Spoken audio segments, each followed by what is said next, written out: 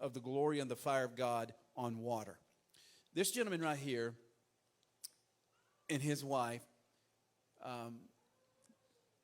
he had 280 bone tumors in his body. I have in my possession, in my office, the hospice letter, and that I'm holding in my hand right there. And I will read it in just a moment.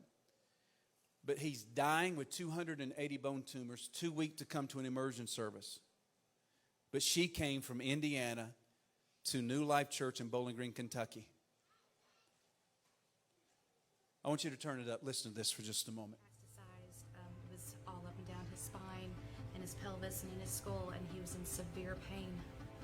I had 280-something places altogether by the time it was all said and done. Are you talking about tumors and lesions? Tumors and lesions inside my bones. 280 cancerous lesions. I have an official letter from hospice, and this is what they said. It said, this letter is to confirm that Mr. Gary Graff is admitted to hospice services with a terminal illness. This patient was admitted after a thorough review of his clinical history and no available curative treatment.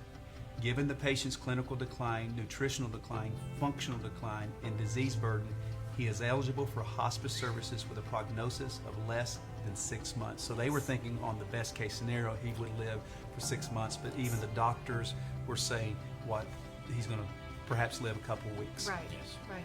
And you heard about Jesus moving in the water. Yes, Christina, you heard about that. You live in Indiana. yes. And so we're in Bowling Green, Kentucky at New Life Church. And you drive down, but he could not make the trip. He couldn't. He was much too sick. At that time, he was actually bedridden. I came down and I heard some of the miracles that you described that happened, and my faith had just built, and I was so excited, but I didn't know what to expect.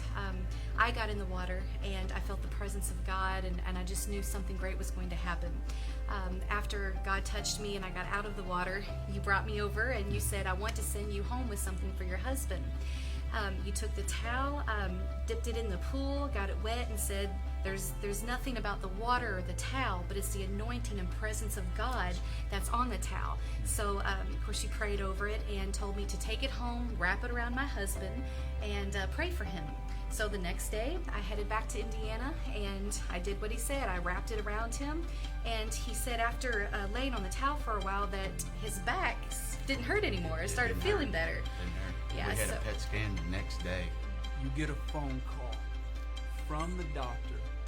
What did she say? She said, I looked at the old PET scan, and I looked at the new PET scan, then I looked at the old PET scan, and I looked at the new one, and I don't know what happened to it. It's all gone. All the bone tumors are gone. All of the bone tumors, stage 4 bone cancer, are absolutely gone simply because Jesus met Christina in the water, and she took a towel back that was anointed with oil, prayed over, laid on his body, very similar to what Paul and them talked about. Praise in the book of Lord. Acts. Yeah. Guys, you're looking at a man that You know,